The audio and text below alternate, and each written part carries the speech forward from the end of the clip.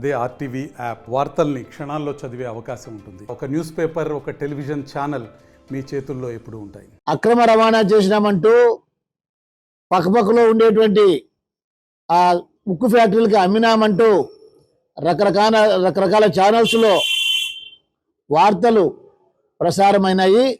కొన్ని పేపర్లలో వార్తలు ప్రచురించబడ్డాయి కూడా. ఆ రోజు నేను ప్రెస్ మీట్ పెట్టినా, ఎవరే కానీ దొంగతనం చేసుంటే, చట్ట వ్యతిరేక కార్యకలాపాలు చేస్తూ ఉంటే దానిపైన విచారణ జరిపి చర్యలు తీసుకోవాలి అని చెప్పి సాక్షాత్తు సిబిఐ డైరెక్టర్ గారికే లెటర్ రాయడం జరిగింది. అది క్లోజ్ అయ్యి చాలా సంవత్సరాలు అయిపోయింది. అక్కడ కంప చెట్లన్నీ కూడా పెరిగిపోయినాయి, రోడ్లన్నీ కూడా ఇదైనాయి. అంత ఈజీగా ఎవరు తీసుకొని పోలేరు. పోయినా కూడా గుర్తులు దొరుకుతాయి, పాతవి కొత్తవి అనేది గుర్తులు దొరుకుతాయి. ఆ మైనింగ్లో 10 ఏళ్ళు వదిలేస్తే ఎలా ఉంటుంది, మైనింగ్ చేస్తే ఎలా ఉంటుంది, తేడా ఉంటుంది. కాబట్టి ఎవరైనా కానీ దొరికిపోతారనే విషయం మీ అందరికీ చెప్పిన. కానీ నిన్నటి రోజు రాత్రి మీకు ఫోటోలు చూపిస్తా ఉన్నా.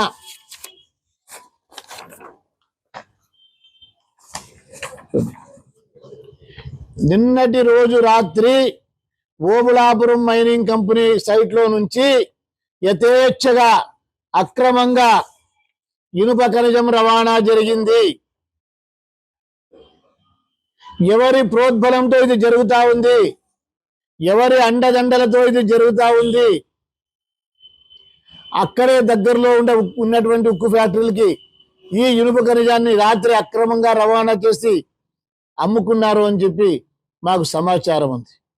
ఇప్పుడు ఏకంగా సిబిఐ సీజ్ చేసిన మెటీరియల్ అంటూ వాళ్ళు వార్తలు రాసినట్లుగా ఈరోజు అక్కడనే ఓబుళాపురం మైనింగ్ కంపెనీ సైట్లోనే 100ల కొద్ది లారీలతో 1000 టన్నుల ఇనుప ఖనిజాన్ని నిన్నటి నుంచి మొదలుపెట్టి ఉన్నారు. అక్కడే ఉక్కు ఫ్యాక్టరీలకు అమ్ముతున్నారని సమాచారం ఉంది. ఇది ఎలా జరుగుతూ ఉంది, ఇది ఎవరి కోసం జరుగుతూ ఉంది, ఆ డబ్బులు ఎవరికి పోతూ ఉన్నాయి?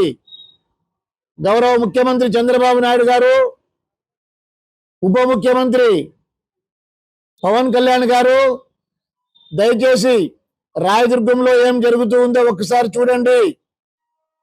ఈ రాష్ట్రంలోనే లేనంత అక్రమాలు ఇక్కడ జరుగుతున్నాయి. యథేచ్ఛంగా దోపిడీ జరుగుతూ ఉంది. మేము కూడా కూటమిలో ఉన్నాము. ప్రభుత్వానికి చెడ్డ పేరు వస్తూ ఉంది. మా బాధ అంతా ఇదే. ప్రభుత్వానికి చెడ్డ పేరు తెచ్చే పనులే రాయదుర్గంలో జరుగుతూ ఉన్నాయి. అక్రమంగా ఇనుప ఖనిజాన్ని ఎవరైతే తరలిస్తూ ఉన్నారో వాళ్ళని వెంటనే అరెస్టు చేయాలి. అక్రమంగా తరలిపోయినటువంటి ఇనుప ఖనిజాన్ని పక్కలో ఉండే ఫ్యాక్టరీలకి అమ్మినారని చెప్తున్నారు. వాళ్ళపైన కూడా చర్యలు తీసుకోవాలి.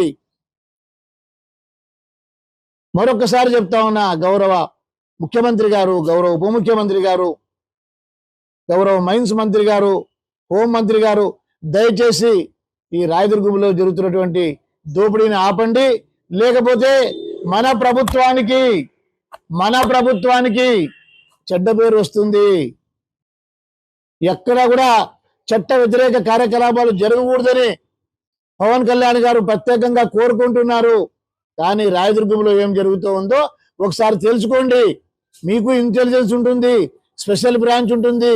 నిన్న ఏం జరిగిందో దయచేసి అందరూ తెలుసుకొని, ఇక్కడ రెగ్యులర్గా ఏం జరుగుతూ ఉందో దోపిడీ తెలుసుకొని అడ్డుకట్ట వేయకపోతే రాష్ట్ర ప్రభుత్వానికి చాలా చెడ్డ పేరు వస్తుంది.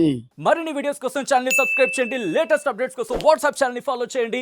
అండ్ లింక్ డిస్క్రిప్షన్ లో ఉంది.